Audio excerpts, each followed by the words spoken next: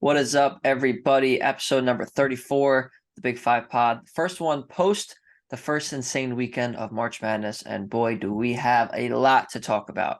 I'm your co-host, Kyle Morello. Next to me, co-host Jake Copestick. Cope, this was like your Super Bowl this weekend, stretched over a 4-day span, if you want to count, obviously, the second round, too. How you feeling? A little bit tired, I guess, but it was Yeah. my two favorite days of the year. I did nothing but sit, hang out with my friends, and watch basketball, and that's one of my favorite things to do. So no complaints from me. Upsets, a couple Cinderellas that we definitely didn't see coming, but great weekend of hoops. A lot of good games. Even Saturday and Sunday, some great finishes. I was up late watching TCU Gonzaga last night. Miami, Indiana. FDU almost had a run there, the Sweet 16. So it was awesome. It was awesome. Great week of hoops. I think my brain is just kind of like a puddle right now because I was just looking at a screen for, 10, 12 hours on end the last 4 days, but it's Oh, great. I'm still here to tell the tale. So yeah, let's break it down. Let's talk about it. absolutely. Also, shout out to you, me, and our friends on Friday night for having six screens, four TV screens, two computer screens up at our friend's house. We had the Sixers on two in the World Baseball Classic and the four Yeah. screens for the tournament. Just a hell of a weekend. Mhm. Really no other way to put it. So let's get into it. First, we're going to start off with some Big Five news, some college basketball news in general. Then we'll get into tournament stuff. As we were logging off last week, literally as soon as we logged off of Zoom and I went to the bathroom after we recorded, I got a notification from Verbal Commits that Heisir Miller was entering the transfer portal. So obviously it's been about a week since since that news is broke, but we do have to go over it since we didn't talk about it last time. Not great. Obviously, with Aaron McKee leaving, he was, one of the local products that we had on this team, and it was kind of, I don't want to say it was obvious, but it does suck to see him enter the transfer portal when he could have been one of those younger key pieces for Temple for a few years to come. There's also two more pieces, unfortunately, that are following him that we haven't gone over yet. Zach Hicks will be entering the transfer portal. And not that this is an insane surprise, but Damian Dunn as a grad transfer entering the transfer portal as well. So that is count them five Temple Owls who are now in the transfer portal from last year's team. I believe there's only six scholarship players left from this past year's team. So things are not looking great, and they still don't have a head coach. I saw a Jeff Goodman tweet today that said, "Hey, Temple Athletic Director Arthur Johnson, why haven't you made a contract offer to Matt Langle yet?" So there's a little bit of dysfunction right now in Temple land. How do you feel about all this? How you? I guess I'm gonna say break it down, but I don't even really know what to say anymore.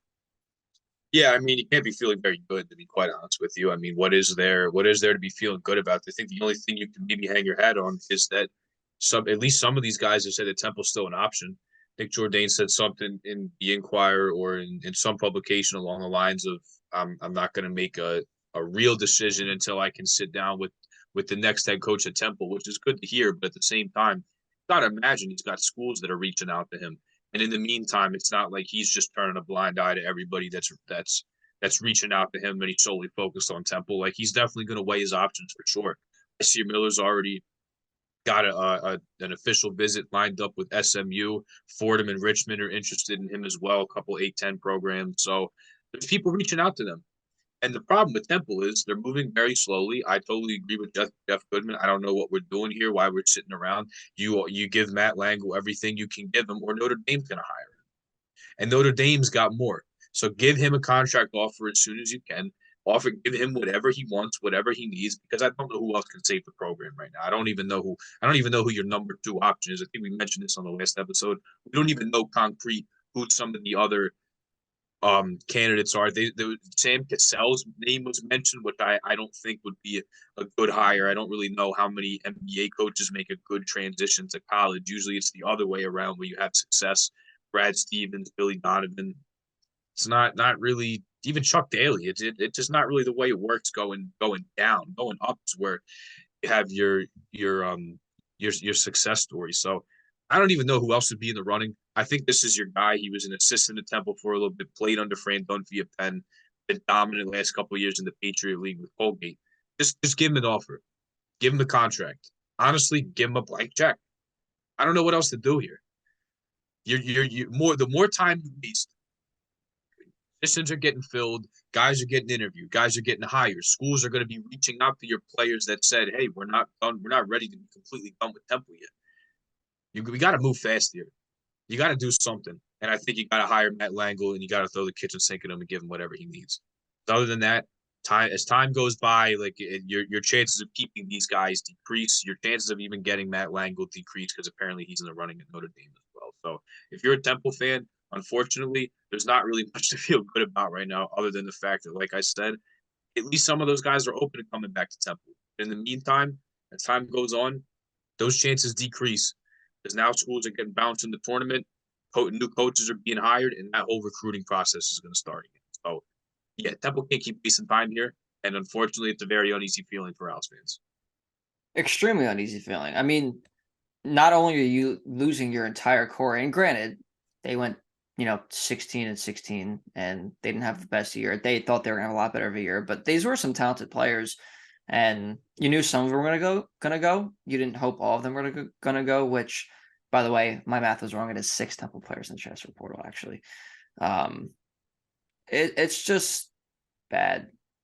And I don't, and like you said, I don't know who the second option would be. I know last time we floated around, I know you're going to hate this, obviously, but Mark Turgeon, who was a former Temple assistant, Fran Dunphy's coaching for Tree, obviously has some high level success and coaching experience in Maryland, though not a ton of success, but success nonetheless. But I don't think is going to return to coaching right now. It doesn't seem like. So you really are going to start scraping the bottom of the barrel if you can't hire Langle. I think Langle is a no-brainer. And I don't know what kind of blank check they can throw at him because I don't know what kind of money they have, but do it. Get them in. Get the players who are in the transfer portal who are thinking about staying to stay. Get some good recruits in. Bring some guys over with you maybe from Colgate. Like there's just so many ways they can go about this. But like time's ticking. People are hiring coaches, which we're going to get into in a second. But this is just, it's go time right now. And on the Sam Cassell point, obviously Sixers assistant and they're trying to win a championship this year. I don't see him taking a job anytime soon. And they're not going to wait until May or June to hire a coach. God forbid.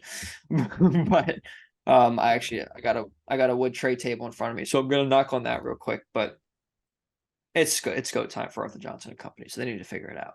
Yeah, just as a quick note here, just so the viewers informed at home, Mark Turgeon was never a Temple. He did a year with the Sixers and assistant. And also, my bad, I said that Mark Turgeon had never made the second weekend, which is true. In Maryland, he never made the second weekend, but he did make a Sweet 16 at Wichita State. So I will give Mark Turgeon his flowers, even though I hope he doesn't get hired. It sounds like he's done. Just sounds like he's burnt out. But I have to give him his flowers there because at Maryland, I was correct. He didn't make a second weekend, but overall, he did make a Sweet 16 at Wichita State. So just to be factually correct there, to put that out there in a bit to him. Yes, and my fault on the Temple Tree thing, but you might have just been thinking of Langle. I think I was thinking of Langle. Langle was yes, I was thinking of Langle. Langle's on our mind. He should be the Temple's head coach. So get him in there. But enough of that. We're gonna have some other coaching talk. Even today, on the day we're recording this on Monday, March 20th, there was some news in college basketball. Oh crap! One more point I did want to make. Speaking of one of these coaches, the Notre Dame job is open. Mike Bray obviously stepping down. I think Micah Shrewsbury is going to take that job probably at Notre Dame. I think he's probably the lead candidate, in my opinion. So that could leave Langle in our laps, but we'll see what happens there. Speaking of Mike Bray, it is rumored that he is looking toward the USF job, which would bring him in the same conference as Temple in the American, which could be really, really, really interesting. That's not finalized or anything, but I know that they were. I think he's interviewing for it and is appearing to be the lead candidate. So that could be something to monitor. But the story of the day is the Big East. Obviously, UConn having success in the tournament, Creighton as well. Marquette, not so much. Xavier's playing next weekend. Xavier, yes. So they're having success in the tournament. And then now 2 big coaching hires. One switching teams in the Big East. Ed Cooley going over from Providence to Georgetown. Was surprised that he's leaving Providence considering he's from Providence, Rhode Island, but apparently he's been eyeing this Georgetown job for quite some time. And to be fair, they are probably a top, what do you want to say, 10 school historically, debatably, but they're up there. That's a historic job and trying to get them back on track after the Patrick Ewing era. And then I know you're a little bit disappointed in this one, but it will be cool to see Rick Pitino going to St. John's. It wasn't ever realistic for him to get the type of job, but it would have been really, really cool because he's just a damn good coach. But he will be bringing St. John's back to national relevancy as well. So a lot of big coaching things going on during the tournament, Cope. Yeah, yeah, for sure. I mean, Iona, Providence, these guys get bounced. St. John's, Georgetown were never really even close to being in it. And now they have positions open that they have to fill quickly because they don't have time to waste. So I'll start with Ed Cooley first. Yeah, I was also surprised. It would obviously take a huge brand in the sport of college basketball to lure him away from his hometown and lure him away from Providence College, where he's probably the best coach that they've ever had, or at least up there because they've had Rick Pitino as well, got him to a Final Four. But you look at like the 3 decades pretty much previous to Ed Cooley, not a whole lot of success until he was there. His consistently getting into the tournament. They made the Sweet 16 last year, won the Big East regular season tournament last year, or excuse me, won the Big East regular season title last year. He's got a Big East tournament under his belt as well. So the success he had at a place where he's from, I really didn't know if he would leave. But talk about Georgetown, top 10, top 15, at least top 25, regardless of what that number is. This is a premier brand in college basketball. Historically, they're great. Allen Iverson, Patrick Ewing, even though he failed as a coach, was a terrific player there. Otto Porter was a number 3 overall pick a couple years ago, even though, he hasn't turned out exactly, I guess, how people would thought. Won a championship with the Warriors, top 3 Morning, pick, like I mentioned. Mutombo. Yeah, I mean, the list goes on and on. It's a factory of big men, but AI and Ewing, Patrick Ewing legitimately might be the most famous alumni from that entire school. It's tough to force him out of that, but it's a big time brand that will get support from boosters. Now we'll have to see what happens with fan support. It's kind of weird with Georgetown. They don't have an on-campus arena. They play downtown at Capital One Arena where the Caps and the Wizards play. So there's not a whole lot of students getting there because you have to find your own way down there. But I do think he'll bring this fan base back, and I do think that he'll bring Georgetown back to relevancy sooner rather than later. Another thing with Ed Cooley is he's the first black head coach at Providence College, something that he takes a lot of pride in. So now you get to go to Georgetown, and you get to kind of continue a legacy that John Thompson had there as a very notorious black coach who was very, very successful. So I think that aspect also means a lot to him, and it's why he took the job. But it's weird to just see. I believe this is also the first time ever that there's been an intra Big East coaching move, and he's made a move, and there is someone from a Big East school has jumped to another Big East school. I don't think it's ever happened, but it takes a special situation for that to occur. So I don't know if it'll happen this year. I do think Ed Cooley's a very good coach, but he's going to have to get a new team. Everybody's in the portal pretty much. They weren't very good the last few years. He's going to have to construct a whole new roster. So skeptical to see if next season is a season that everything turns around, but I do think he's the right man for the job, and Georgetown will definitely be better because of it down the line. Now, getting to St. John's. Well, 1 second. I do have a question for you, just to follow up on that before we move on. Do you think he brings anyone from Providence with him to Georgetown? Because there's, I think, some name. Well, there's definitely one name that's in the transfer portal from Providence. I'll let you get to that. But do you think there's anybody he brings with him? Yeah, certainly. I think there's guys that could get in there, especially if you look at a Jaden Pierre or a Corey Floyd and some freshmen that they have that he recruited. I'm sure they would be open to following him. Now they have some guys graduating, Ed Croswell and Clifton Moore, the former Big Five guys at LaSalle. They're out of town and out of eligibility, so unfortunately they can't come with them. But another former Big Five guy, and Jared Bynum, who you were alluding to, entered the portal today. That could be another guy I think that could step in because he's a grad transfer. He's got one more year. Guess what? If you need to find a point guard, you need to recruit. If you just need a steady ball handler who was the starting point guard of the team that went to the Sweet 16, guess what? You can get one of them in Jared Bynum for sure. And I think Bryce Hopkins is a name to watch out for as well because it doesn't sound like a former Cooley assistant is going to take this job. It looks like they're outsourcing elsewhere, which makes me think that a lot of guys could leave. And they had a pretty damn good team last year. They did make the tournament. Not as good as the team they had last year, but if he can get Bryce Hopkins and Devin Carter and some of those guys to come over, he could actually have a pretty formidable team in year one. So to answer your question in a long way, yes, I do think he'll have some guys follow him, and it really wouldn't surprise me at all if a guy like Jared Bynum, who I believe is also a DMV guy, decides to play his last year closer to home. Awesome. Awesome. All right. What you were saying about Rick Pitino to St. John's, I am very interested to hear what you have to say about this. Go ahead. Yeah. So I don't think this is a hot take at all by me saying this. I'm like, I saw Jeff Goodman say this, so I don't really want to steal his take. I saw somebody at WFAN say this as well when this started to be a rumor. I think they're a tournament team next year. I don't give a shit that they don't even have any players. You don't even know who's going to stay, who's going to go. Rick Pitino is that good of a basketball coach. He made 2 tournaments in his 3 years at Iona, and the year they didn't make it, they were the number 1 seed by far. And they got upset by Ryder, but they were the number 1 seed in the MAC. They beat Alabama when they were ranked number 10 on a neutral floor. They had a very, very good team. He knows how to recruit. You saw what he did at Iona, bringing in an Elijah Joyner, a Tyson Jolly, a Quinn Slazinski, getting guys from the AAC, from the ACC to come into Iona. He can recruit. This guy can coach. He could probably pick me. He could probably take me and you, and then go to the rec center down the street, and he could find 10 guys, and he could coach them, and they would win. This guy is a winner through and through. Now, I think something interesting about this, because he had an interesting quote a couple of days ago where he said, "You don't buy a house without looking at the garage and the kitchen." How I interpret that, look at everywhere he's gone.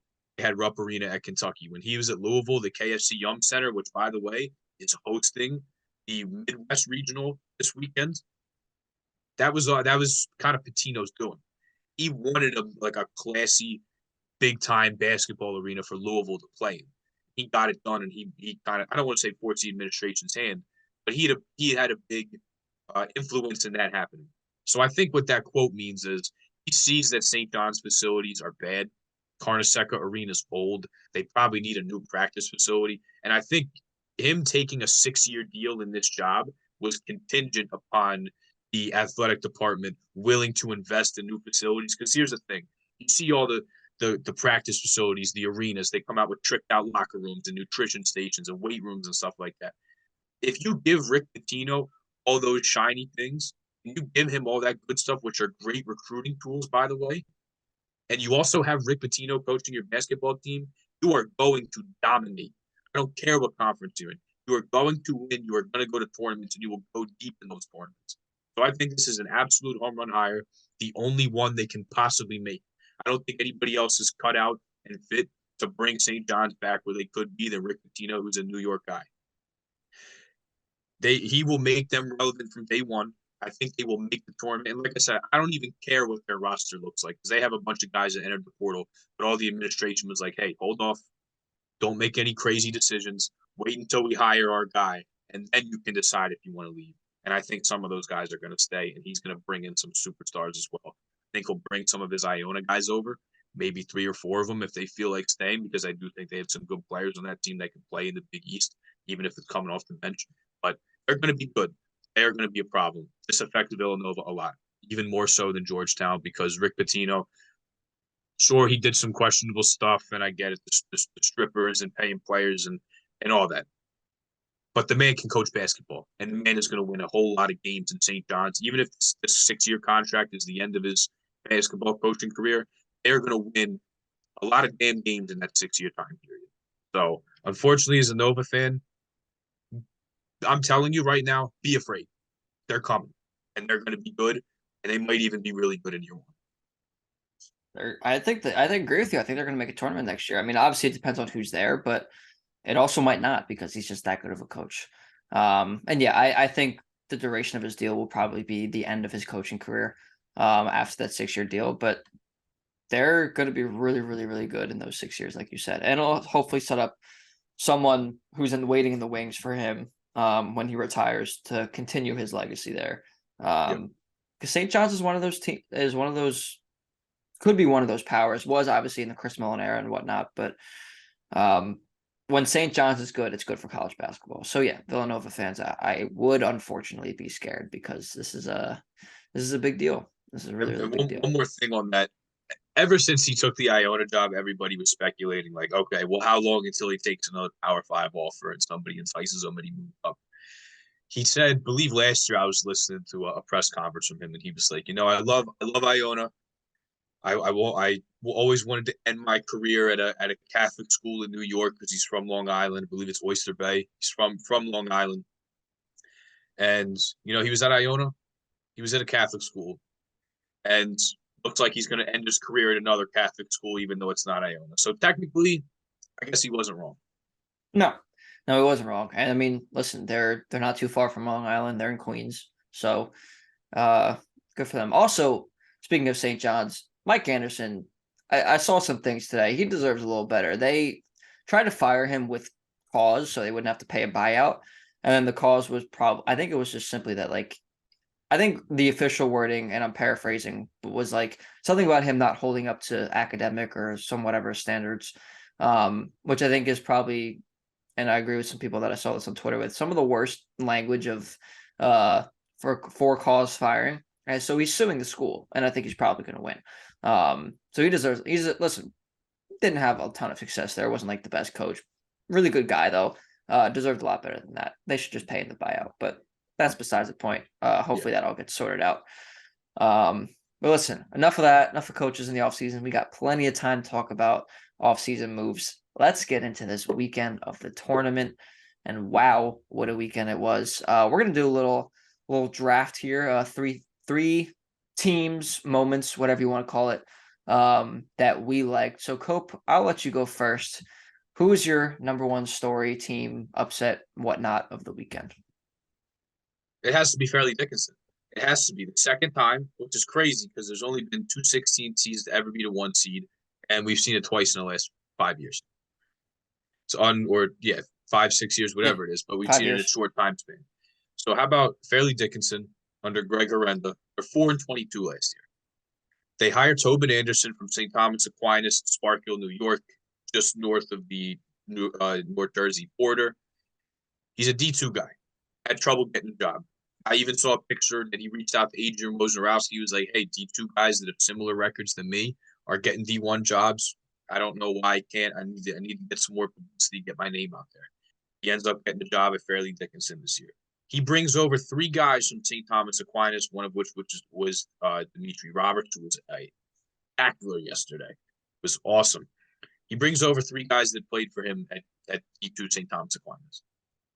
Their tallest regular contributor is 6'2", or excuse me, 6'6", and they had a starting backcourt of guys sub 6 foot, and they upset the number one team in the number one seed in their bracket with a 7-4 player of the year who I believe is averaging almost 23 and 13 boards. That has to be and that's better than the UMBC team in my opinion, because that team was missing DeAndre Hunter. Don't want to throw it out there, put that out there because they also beat Virginia by 20, but. Through that, after also having to play in the play-in, now again, not any travel involved. It was like an hour bus ride from Dayton to Columbus. But they had to play 2 nights before, didn't have to get like a week prep done for Purdue, and then they had to turn around and play them like that, and then you beat them. It's awesome. They almost beat FAU last night. It was a great game, but to see their reactions for Tobin Anderson, like he said in his press conference, like I'm coaching in front of like 100 to 200 people at D2 and D3 in front of my friends and my family, driving vans and stuff to the games. And now I'm in the tournament. We just upset a number one team, and we just played in front of a sold out arena on national TV. Like that's what makes the tournament great. That's what makes it, in my opinion, the best postseason in any sport, the best time of the year. Gives you stories like that. And to see another 16 beat a 1 with all the other stuff around it, it's awesome, and that's what makes the tournament great. And that was easily the highlight of the weekend for me, with seeing Fairleigh Dickinson go on the run that they did. And I wish it could have continued, because if they had won and they would have made the Sweet 16, they would have played right across the Hudson River, Madison Square Garden. It would have been so cool to see. Oh, it would have been insane to see. Yeah, I mean that's the obvious choice of the weekend. But the second obvious choice of the weekend is what I'm going to pick here. Has to be the Princeton Tigers. And this is a team that obviously we've talked about a lot on this podcast, a lot recently on this podcast. I didn't think they would beat Arizona. I definitely think they'd make it close, but they did. They pulled out a team. Now, granted, I didn't think Arizona was going to go very, very far. I had them losing the Sweet 16 to Creighton.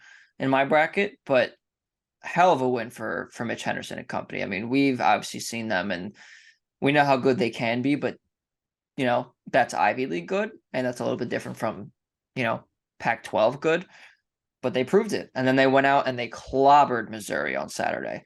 And Missouri was 6.5-point favorites in that game. They were no slouch whatsoever, but they were in this one on Saturday. And now Princeton's playing the Sweet 16, the fourth Ivy League team ever. I think only the fifth 15 seed ever, maybe sixth. It's one of the two. Just an insane run, and I'm really, really excited to see what they're going to do against Creighton. I do think Creighton will win this game. I think Creighton probably talent-wise, especially in the starting five, is better than a 6 seed. But then again, they beat a 2 seed in Arizona and an All-American and Tubelis. So it's going to be really, really interesting, but it has to be Princeton. I mean, they're right now the biggest Cinderella in this tournament, and I am really, really excited to see how they'll do in the second weekend. So that's my first pick. Cope, who do you got second? So going off your point, like, yeah, it's definitely, I mean, as Big Five guys, it's disappointing to see the Penn Quakers not out there and see the Tigers go on the run that they had. But for me, I think one of probably my favorite moment besides the Fairleigh Dickinson upset was Eric Musselman taking his shirt off and celebrating after Arkansas upset Kansas. Listen, 3 straight second weekends from us. He's 1 win away from going to his 3rd straight Elite Eight. I don't care what anybody says about him. Oh, he's not great X's and O's, blah, blah, blah, blah, blah. I don't give a shit. The guy wins. The guy wins, and he's fun. He's so much energy. He's so much fun. He was crying after the game, hugging his guys. Like, he's a guy I'd run through 10 brick walls for. And in a very, very physical game, in a very emotional game for them, they beat Kansas, albeit without Bill Self. But they upset the defending champs, who, again, it's another year where the defending champs can't even make it to the second weekend. But they upset last year's champion, who was a number 1 seed in their region. Musk gets up on the table, takes his shirt off, starts helicoptering his polo, and So they move on. It's going to be a hell of a game when they play Connecticut and Vegas on Thursday. But that was one of the best weekends of the tournament for me. I love the Hogs. I love Eric Musselman. And Woo Pig Suey, baby. I hope they keep it going and they can beat Connecticut and keep moving on, because he's built a culture there. They just win. They just do. And like he said in his post game presser, like, we just keep getting better. Even though we're in March, we're just getting better and we keep moving on up. So go for the Razorbacks, and that's always so funny when you see, because usually coaches are very stoic and very classy in the way they handle themselves, but to see a guy with that much energy get up on the table in front of all the Razorbacks fans and wave his shirt around was awesome. It was electric. Yeah. It was absolutely electric. Shout out to Eric Musselman. Gosh, English. Dream guest on the show for me, by the way. That would be like my, maybe besides Jay Wright, that would be like my white whale would be getting Musselman here. Oh, well, first of all, obviously it would definitely be Wright. Obviously it would have to be, but like, yeah, I mean, it would be insane to get Eric Musselman on. So we're gonna have to try to, get him on there at some point. So my second pick, I'm gonna go with the Paladins of Furman. How could you not? I mean, they hit one of the most, I don't want to say they hit one of the most insane shots. I think there's been more insane shots, but the sequence where Kihei Clark tried to throw it away or throw it somewhere, I really don't know where he was throwing it, right to a Furman player, pass it to the guy with the shot. I'm forgetting his name right now, but it's a long 3-pointer with 2.4 seconds remaining. Virginia almost banking in the 3 to win, which was almost as insane, but just an insane. I mean, listen, and you called it too, which is the important part. We were sitting on the couch last Sunday watching the tournament bracket be unveiled, and you called it. You said Furman over Virginia. That was the first upset that you picked. And it was the first upset that happened in the tournament. And I also, I agree with you. And it was a sight to see. I mean, they came back. They were down, I think, as many as 14 in the second half. Came all the way back. An insane ending. So really great for Furman. And yeah, I mean, unfortunately, they got creamed by San Diego State, but that's just a really, really good team. So good for Furman. I'm gonna let you do this third pick. I got an alert on my Zoom that apparently my Zoom Pro thing ran out. So now this is not an untimed thing. So I'm trying to purchase Zoom again. So I'm gonna let you go. I'm gonna let you go for your third pick here while I have 2.5 minutes to do this. So go ahead. Okay. My third pick, it's tough because on one hand I got Michigan State, but we all know January, February Izzo, and Right. he as the lesser seed, the guy's just unbelievable with like a day prep turnaround after a round of 64 Sweet 16 game. The guy just has his guys ready to play. But I'm going to go with the Kansas State Wildcats It's a good because pick. they were picked 10th in the Big 12 in the best conference in the country with a first-year head coach in Jerome Tang. Has to throw together a roster, brings back Marquise Noel, who's the shortest player in D1 at 5'8". And he played lights out yesterday. He made some huge threes. They tried to trap ball screens with him, and he would just run around everybody because he's so quick and so fast. Threw a couple no-look lobs, some no-look passes right before halftime.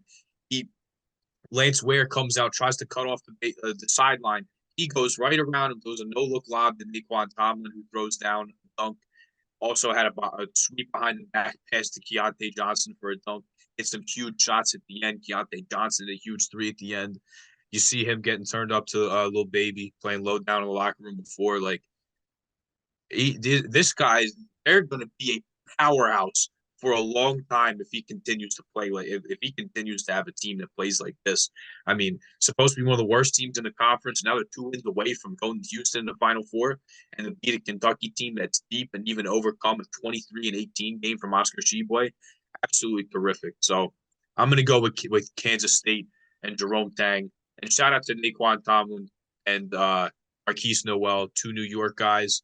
They did what they had to in Greensboro, win in 2 games. Now they get to go home, play in front of their friends and families at world's most famous arena at Madison Square Garden. So Oh yeah. congrats to K-State. Keep it going. What a story they've been all year behind the coach of the year in Jerome Tang.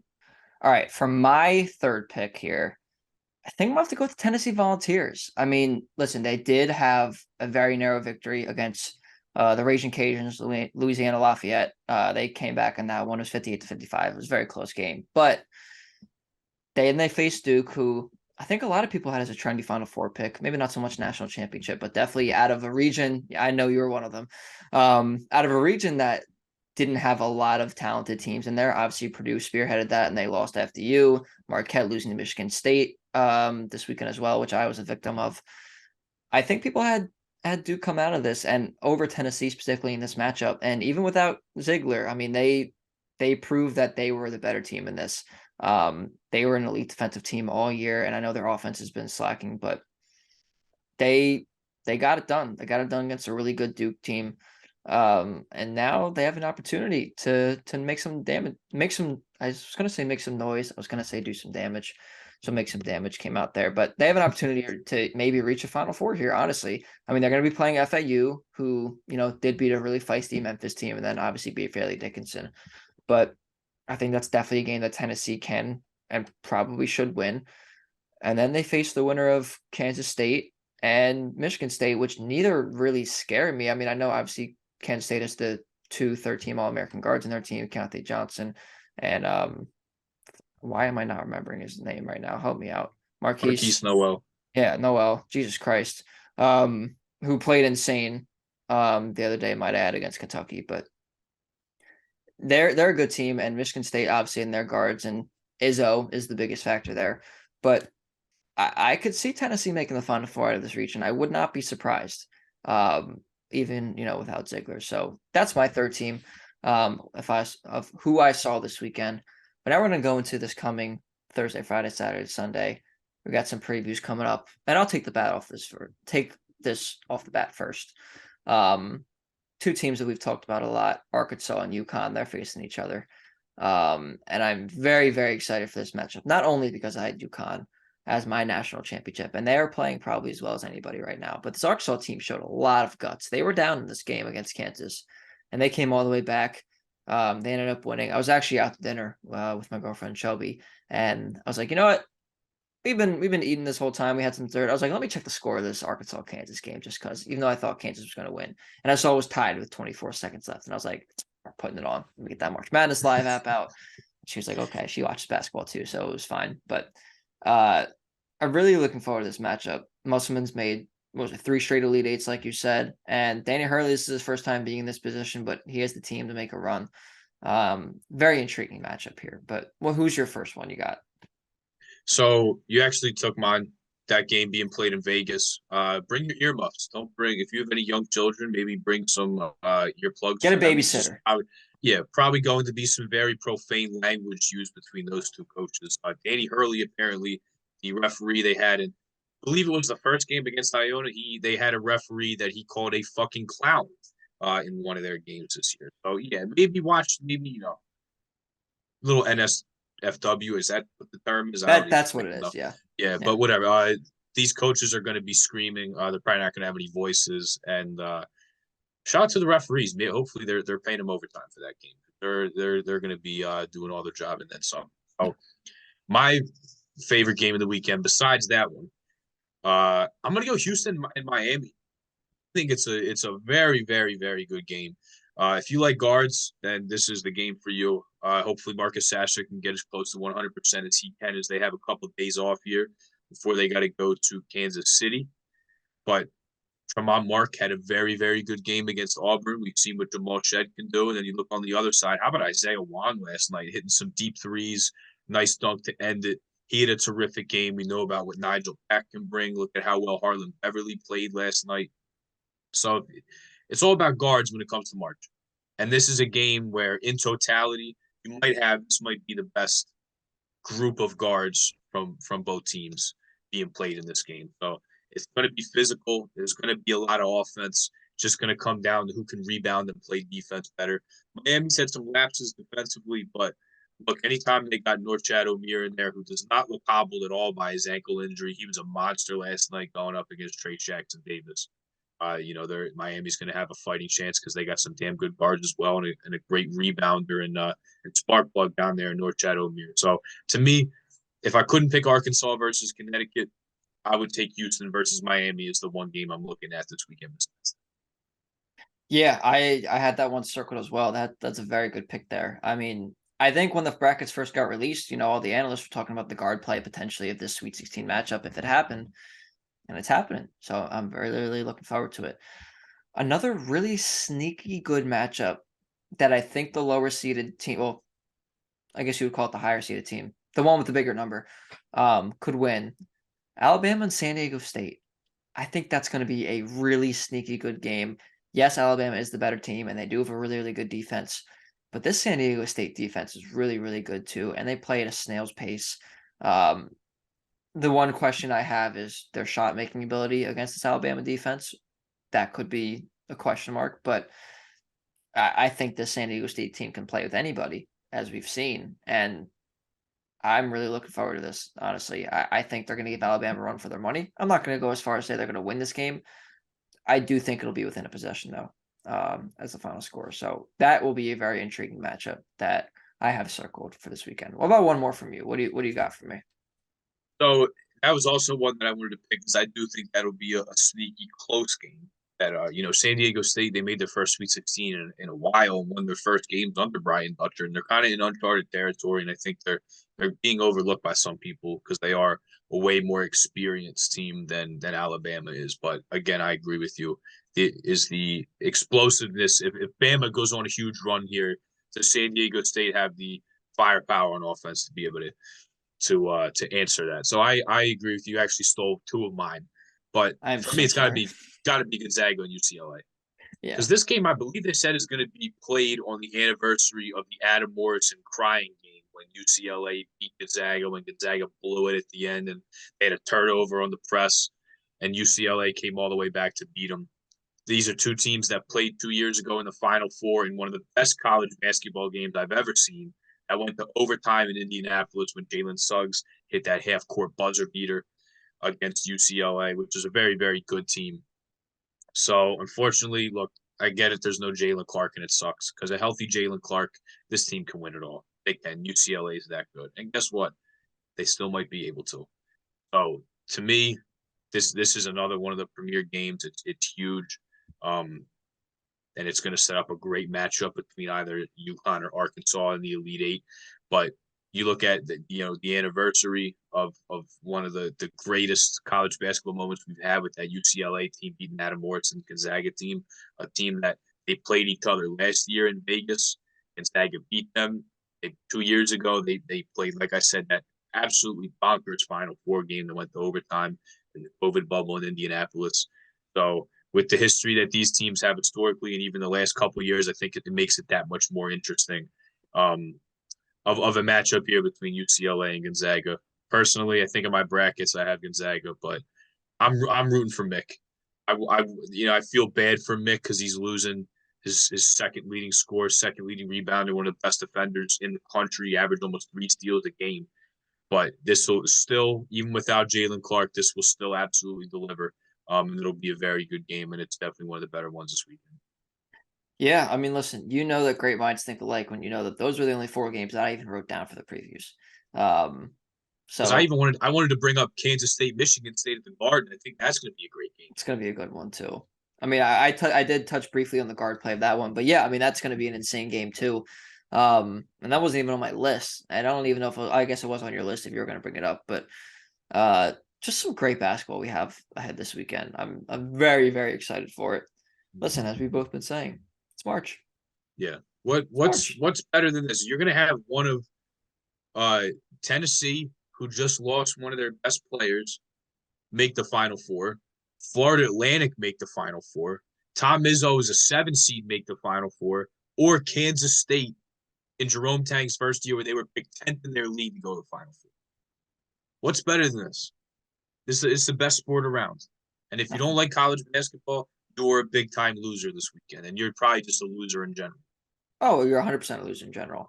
And I think that same thing can be even said about, at the top left of the bracket here. And I always go by that. I don't know why, but I believe it's the South region. Alabama could make their first Final Four with Nate Oates. Princeton could be making their Final Four as a 15th seed.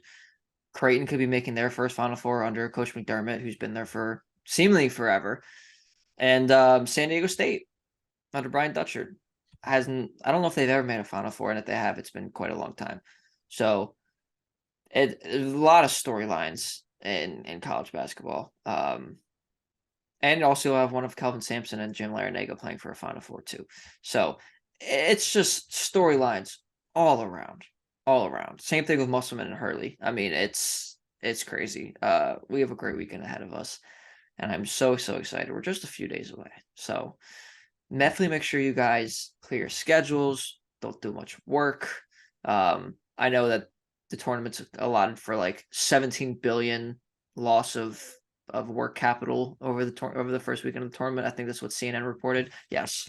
Hey, let's keep it up. And guess what? Those are rookie numbers. Keep it up next year. Let's keep get it up 25 until next year. Yeah, keep it up until they just say, "All right, just take the first 2 days off." Listen. Yeah. Yeah. We should get to 25 next year. Why not? Great work. Great work. Let's be better next year. Yeah. We're gonna come back stronger. Hey, and keep it going a little bit this weekend. It may not be the same as it was last week, of course, but make sure you tune in to all those games. We got Final Four spots on the line come Saturday and Sunday, so definitely going to want to make sure you tune in for that. And thank you guys for tuning in so much for this podcast. We very much appreciate it, as always. We're going to keep the content going throughout the offseason. Obviously, we got some crazy coaching carousel, transfer portal carousel, all that fun stuff. So we're going to make sure you get all the best coverage of that.